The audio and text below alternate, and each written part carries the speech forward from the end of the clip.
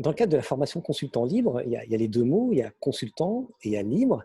Et même en temps de crise, en fait, on peut s'en sortir en tant que consultant. Aujourd'hui, j'ai le plaisir d'accueillir François Lavallée, dont vous allez deviner l'origine géographique dans quelques instants. François, est-ce que tu peux nous dire déjà un peu ton parcours professionnel? Alors là, tu me lances un défi. Je dois parler d'une façon plus adéquate. En fait, non, c'est correct. Je suis québécois, alors vous allez vivre avec mon accent. Je ferai aucun effort. Ceux qui ont des difficultés à me comprendre, il y a un dictionnaire qui traduit le français au québécois et du québécois au français. Il y a 7 pages. Ah, c'est correct. Alors, le défi est lancé. Je vais parler à la québécoise. Alors, mon parcours est un peu inhabituel. Aujourd'hui, je dis que je suis un biologiste organisationnel. Ce qui faisait beaucoup sourire les gens quand j'ai commencé à m'affubler, est-ce qu'on dit ça, affubler de ce nom-là, il y Joli. a quelques années. Euh, j'ai vraiment une formation de biologiste, mais une biologiste moléculaire. J'ai fait une maîtrise en biologie moléculaire dans les années 80. Et pendant 3 ans, j'ai étudié la structure de la chromatine, donc l'ADN, pour une protéine qui fait uriner des rats. En fait, j'étudiais le rat, mais cette protéine-là existe chez l'humain aussi, c'est le facteur natriurétique auriculaire. Alors là, on est dans le très, très technique. Mm. Et ma maîtrise, c'était d'identifier quels étaient les facteurs de transcription, comment les protéines régulatoires pouvaient justement permettre à ce gène-là de s'exprimer de façon normale et avec un potentiel de comprendre les problèmes d'hypertension chez l'humain. Mm. Bon, bref, quand on étudie le rat pissé pendant 3 ans, on apprend à être fluide. C'est ma première grande leçon de vie. Alors, ça a commencé ma carrière. Par la suite, j'ai travaillé dans le domaine industriel de la levure. Alors, pour les collègues qui sont en France et qui s'intéressent un peu à l'énologie, on vendait des levures de vin à tous les grands producteurs français, en fait, du monde entier. Et c'était fascinant d'aller justement dans les congrès où on parlait d'œnologie. Et là, j'ai découvert l'univers de l'œnologie et des spécialistes en vin qui étaient capables de décrire les arômes et les saveurs avec 77 mots différents.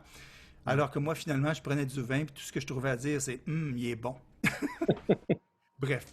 Alors, ça a été 3 ans intenses là-dessus. Ensuite, je suis retourné à l'Université de Montréal comme chercheur. Et ça a été 2 belles années jusqu'à ce qu'on m'annonce que les subventions universitaires étaient coupées. Alors, du jour au lendemain, je suis passé de l'assistant de recherche qui était le mieux payé dans le département de microbiologie à un biologiste moléculaire sans emploi. Et là, j'ai compris que malgré ma grande fluidité, quand je suis arrivé sur le chômage, c'était de la liquidité que j'avais besoin. Mm. Et bizarrement, pour continuer l'histoire de liquide et de fluide, bizarrement, 3 mois plus tard, j'ai trouvé un emploi comme superviseur de production dans une usine pharmaceutique pour la division des liquides.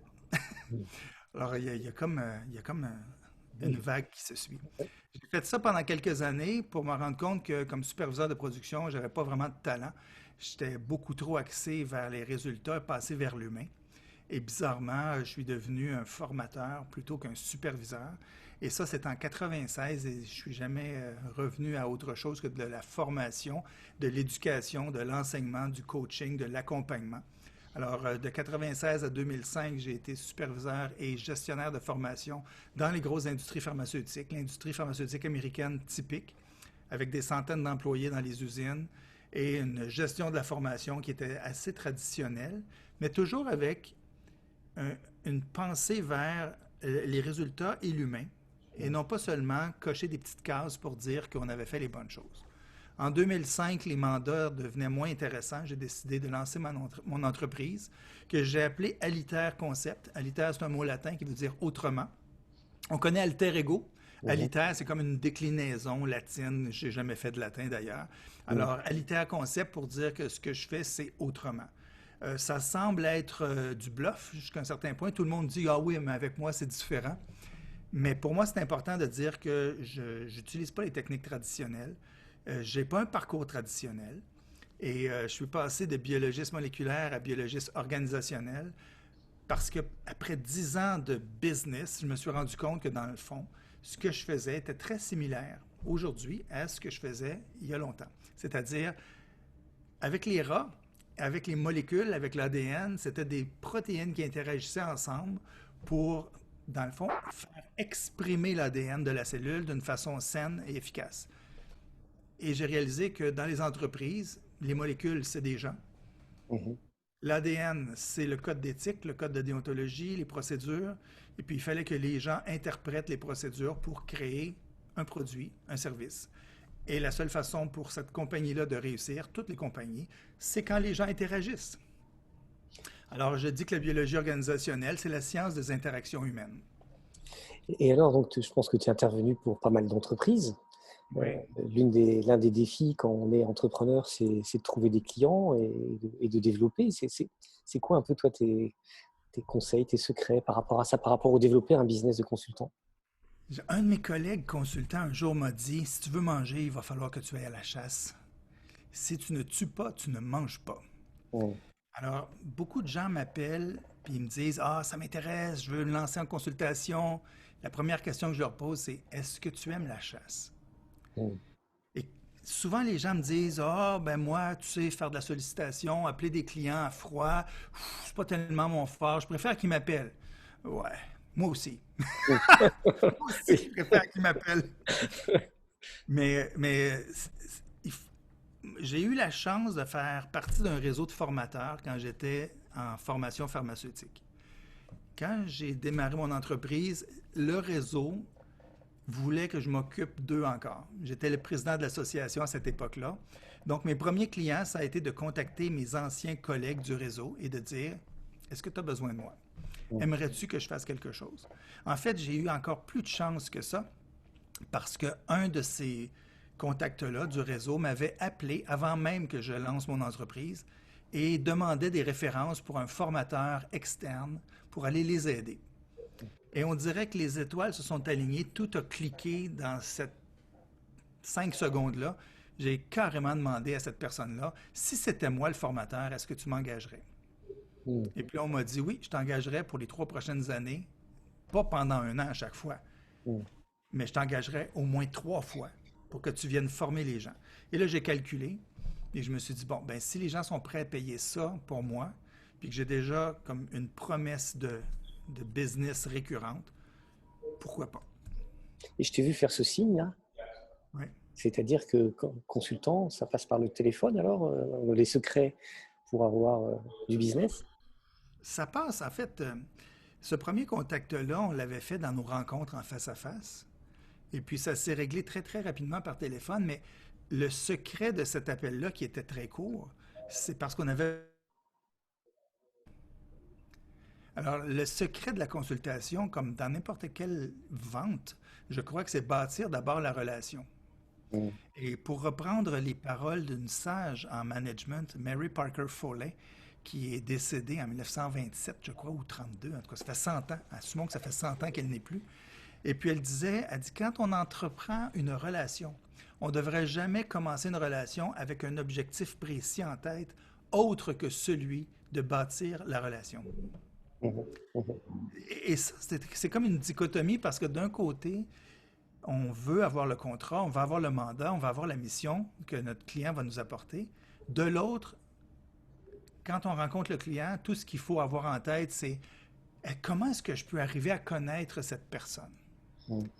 Et puis, s'il y a un clic, ben, peut-être qu'on aura la permission d'aller plus loin et de parler de ses besoins d'affaires. Donc paradoxalement, tu dis que pour réussir à faire du business, il faut partir sans intention.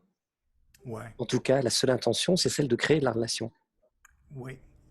Et ça devient particulièrement difficile quand il n'y a eu aucun mandat, aucune entrée de revenus pendant des semaines, voire des Mm. mois. Mm. Et puis là, ben, là, on appelle les clients et on lui dit, non, non, je ne veux pas vraiment avoir de mandat, je veux juste savoir comment ça va, comment...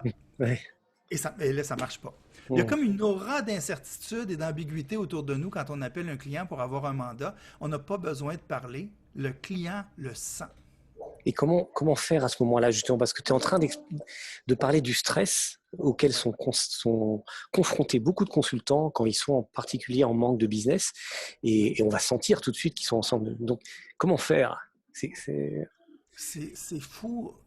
Et je peux te dire, après 15 ans en affaires, il y a eu des vagues, des moments difficiles, surtout pendant les premières années où je comprenais absolument pas pourquoi, soudainement, la business tombait à plat.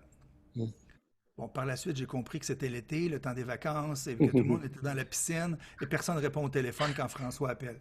Mais les premières années, je me disais, pourquoi est-ce que l'été, il ne se passe rien? Vraiment, j'étais idiot à ce point-là.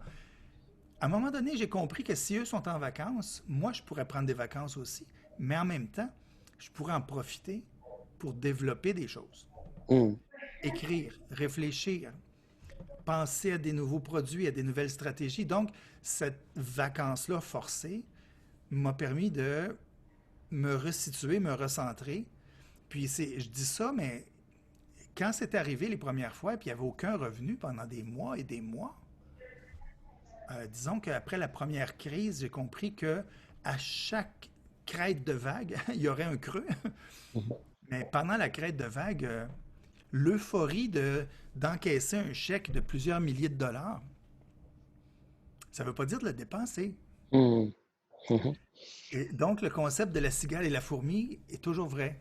Donc la Il faut gestion de toujours... la gestion de la trésorerie, c'est très important quand on est consultant. Ah, c'est fou, c'est fou. Même quand on pense avoir besoin de l'ensemble du montant, il faut toujours en garder de côté, bon, pour payer ses impôts d'une part, mais Mm. aussi parce que c'est clair qu'après la crête, il va y avoir un creux. Mm.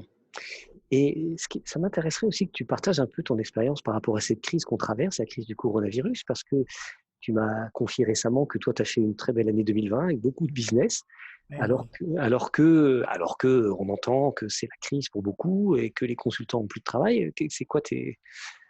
c'est- Oui, ben, il y a deux aspects. Il y a un aspect technologique, puis il y a un aspect aussi, moi j'appelle ça mes scénarios catastrophes.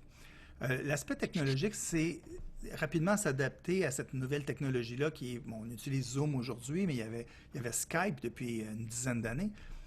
Moi, j'ai toujours été beaucoup à l'affût des nouvelles technologies. Je changeais mon ordinateur à toutes les 2 ou 3 années pour être certain d'avoir la meilleure performance possible.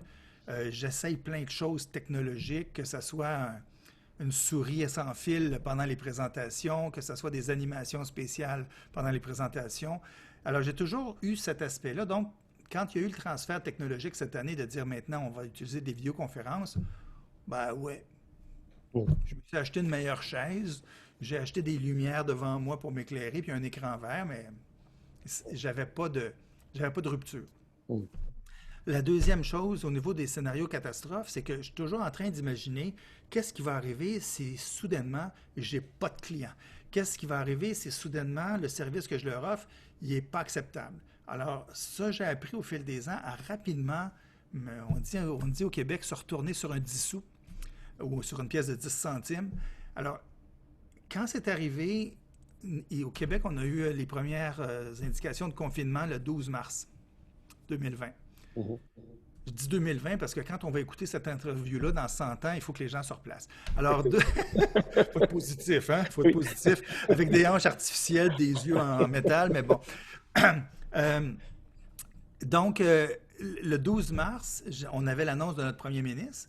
Le 13 mars, j'ai écrit à mes clients pour leur demander si ils trouvaient plus raisonnable qu'on reporte un peu la rencontre qui était prévue le 19 mars, Mhm. donc une semaine plus tard. Et tout le monde a dit, ben oui, on va reporter. Mais moi, le 19 mars, je regardais l'évolution de la maladie et de la pandémie. J'ai réécrit à mes clients. J'ai dit, bon, j'ai dit, est-ce que dans 2 semaines, vous seriez prêts à ce qu'on fasse une conférence virtuelle parce que ça ne sera pas possible en physique? Et les gens m'ont dit, non, non, on va attendre un peu. On va attendre que ça revienne normal pour faire la rencontre en face à face. Je leur ai laissé une semaine de plus. Mhm. Et là, tout de suite, je les ai avertis. Je dis non, non, non. Je dis voici ce qu'on va faire. On va remplacer la rencontre de 8 heures par 3 rencontres. 2 heures, 3 heures, 3 heures. Et je n'ai pas laissé de choix. Mais là, j'étais déjà prêt à faire des remboursements. Mhm. Parce que moi, j'imposais cette chose-là. Mais moi, j'étais prêt. Et parce que j'étais prêt, quand on a fait les premières rencontres, j'ai modifié ma façon de gérer ma rencontre pour que ça soit acceptable en virtuel. Tu es capable Donc, de il y a l'aspect. flexibilité. Oui. Ben, c'est ça. Il y a une flexibilité mentale, c'est ce que j'appelle mes scénarios catastrophes. Puis il y a une flexibilité qui est physique et technologique, si on veut, de dire je dois m'adapter. Oui. Je dois faire ma mise à jour sur mon système. Je dois aller vers le nouveau système. Je Mm, dois changer d'ordinateur et ne pas accepter le ralentissement. mm, Ces deux aspects différents sont quand même reliés, mm, mais j'ai comparé aussi avec des gens autour de moi qui ont eu de la difficulté mhm. et qui ont encore de la difficulté dans certains cas, et c'est souvent revenu à ça. Ben moi, j'aime pas le virtuel. Ah, Je comprends pas. C'est quoi, j'aime pas? Ta situation a changé. mm, Que tu n'aimes ou que tu n'aimes pas, la situation a changé, tu dois t'adapter. c'est pas très Si vrai. tu t'adaptes pas, tu meurs, puis malheureusement, puis là, je vais être vraiment méchant, mais si tu veux pas t'adapter, je peux pas t'aider. Mm, c'est très vrai. Et si tu devais inviter des candidats des consultants, des gens qui hésitent, tu vois, qui sont en entreprise, qui se disent ah, j'irai bien, ou bien qui viennent de se faire licencier, qui disent oui, mais bon, il n'y a pas de place pour les consultants. Euh, qu'est-ce que qu'est-ce que tu pourrais leur dire pour oser en fait sortir de la zone de confort et puis tenter leur chance? En fait, je pense que tu as déjà identifié la réponse, c'est sortir de sa zone de confort. Mm, Pourquoi moi, j'engagerais un consultant qui fait la même chose que l'autre à côté? Qui m'appelle ou qui m'envoie des courriels qui sont exactement les mêmes que l'autre à côté, aussi irritants et aussi nombreux. Pourquoi je ferais ça? Alors, moi, quand j'ai fondé ma compagnie, et là, c'est très autobiographique, là, mais quand je disais Aliter Concept autrement, ben, j'ai jamais accepté de faire les choses comme les autres. À un point tel qu'un jour, quelqu'un m'a appelé et quand il a entendu mon message vocal, il a laissé comme message: Bon, c'est très comique ton message vocal, mais c'est pas très professionnel. Et j'avais beaucoup confiance en cette personne-là. Et là, j'ai pris son conseil qui me disait comment écrire mes courriels, comment faire mon message vocal. Et là, je suis devenu sérieux, mm, professionnel, comme tous les autres. Et à l'espace de 3 mois, je me suis rendu compte que mon moral descendait et était maintenant au niveau du plancher, que j'avais plus aucune couleur, aucune saveur. Et puis, est-ce qu'on a le droit d'être vulgaire dans tes entrevues? oh, on est soi-même. Oh, ben oui, puis en fait, je suis québécois, donc on le passera sur le dos des Québécois. Et là, je me suis dit, fuck you. Mm, Carrément, j'ai dit, va te faire foutre. Moi, ce que je veux, c'est être moi, mm. avec ma couleur, ma saveur, ma façon de faire les choses. Puis si tu la comprends pas, ben, tu mérites pas d'avoir mon service. Puis c'est pas de l'arrogance, c'est juste que je suis complètement inconfortable d'être confortable avec les choses ordinaires. Alors, quelqu'un qui veut faire la même chose que l'autre à côté, je vois pas pourquoi un client l'engagerait. Mm. D'avoir exactement le même service que l'autre à côté, avec la seule distinction de se faire dire oui, mais moi, c'est différent. Prouve-moi que c'est différent. J'entends ça, et d'ailleurs ça va dans le sens de ce que je propose aux personnes qui suivent la formation de consultant libre, c'est en fait vous êtes unique, tu es unique, et c'est ça qu'il faut vendre. Oui. Maintenant, et donc je te rejoins là-dessus, maintenant c'est là en ce moment c'est la crise, tout ça, est-ce qu'on peut oser, tu vois? C'est aussi ça la question que se posent beaucoup de personnes qui sont entre deux. Est-ce qu'on peut oser Ouais, lancer sa consultation, tu veux ouais, dire? c'est ça. J'ai euh, j'ai un fils qui est en train de développer un concept de restaurant. En fait, ça s'appelle un café-cocktail. Alors, lui va servir des cafés le matin, puis à partir de 16 heures, il va servir des cocktails. Et puis, tu es en train de développer ça à Montréal pendant une pandémie où tous les restaurants sont fermés. Mm. Et je parlais à son comptable, qui est aussi le mien, et il disait, c'est vraiment pas un bon temps pour démarrer son entreprise. Et là, je lui ai répondu, est-ce que tu connais un bon temps pour démarrer une entreprise? C'est- Alors, moi, je dis, l'entrepreneur, pour être entrepreneur, il faut être un peu fou. Il faut avoir une aversion du risque qui est faible. En fait, une inconscience du risque jusqu'à un certain point. Avoir une structure mentale qui nous permet d'être assez discipliné pour gérer justement sa trésorerie. Mais il faut avoir aussi ce goût de l'aventure sans faire des choses idiotes, là. Je veux dire, on se prépare quand même à être consultant. Que ce soit une marge de crédit, des outils financiers, il faut être capable de survivre. Mais en même temps, je prends l'exemple de l'oisillon qui se lance hors du nid et puis bâtit ses ailes en tombant, Mm. Mm. ou il meurt. Ouais. Ouais. Mais que ce soit maintenant ou plus tard, moi, je vois beaucoup de gens qui n'osent pas partir leur business, qui n'osent pas changer de carrière parce que, bon, il y a un bon plan de pension, puis des conditions intéressantes, puis finalement, je travaille pas tant que ça, puis l'entrepreneuriat a le mythe de dire tu vas travailler 85 heures ou 95 heures par semaine. Moi, on m'a toujours dit il va falloir que tu travailles plus que jamais auparavant. Et moi, j'ai d'abord choisi un lifestyle, un style de vie. Mm. Et je travaille entre 40 et 50 heures par semaine. Puis, ben oui, je prends mes courriels la fin de semaine, comme tout le monde. Mm. Puis, des fois, je travaille le samedi matin, exceptionnellement. Mm. Mais autrement, le soir, j'arrive à la maison puis je relaxe. C'est ma, c'est ma seule façon de m'assurer que le lendemain, je sois en forme pour travailler. Alors, moi, j'ai choisi un lifestyle. J'ai choisi de lancer ma business lentement, qui a progressé doucement. Puis, je m'étais fixé des objectifs financiers qui ont pris du temps à réaliser. Mais j'ai commencé ma business en 2005, donc quelques années après les tours de New York, 2001. Et en 2008, il y a eu la crise financière mondiale que j'ai pas vu passer du tout. Moi, je travaillais, puis ça allait bien. Moi, ma crise a été en 2013. Mm. Alors, il n'y a pas de bon moment, de mauvais moment. Ce qu'il y a, c'est des bons clients ou des mauvais clients. Et Mm. un bon service ou un mauvais service. Et surtout, une bonne intention derrière la business ou une mauvaise intention. Puis je dis pas d'être méchant ou d'avoir un désir de frauder Mm. qui a aucun sens, mais c'est pourquoi, puis Simon Sénèque le dit, start with why. Pourquoi est-ce que moi, je veux démarrer une entreprise? Quel service je veux donner à qui? Pour quelle raison? C'est toujours la même chose. Je veux aider quelqu'un. Comment je peux le faire d'une façon qui est distincte, Mhm. qui est en ligne avec mes valeurs? Ok. Écoute, je trouve ça très intéressant tout ce que tu as partagé, hein, et ça rejoint vraiment ma philosophie aussi. Et en effet, tout en étant concret, parce que tu parlais du chasseur tout à l'heure, un entrepreneur qui se lance, qui se dit ça va tomber tout seul, ben, à mon avis, il faut qu'il revoie son plan parce que l'univers ne donne pas les contrats, il faut aller les chercher.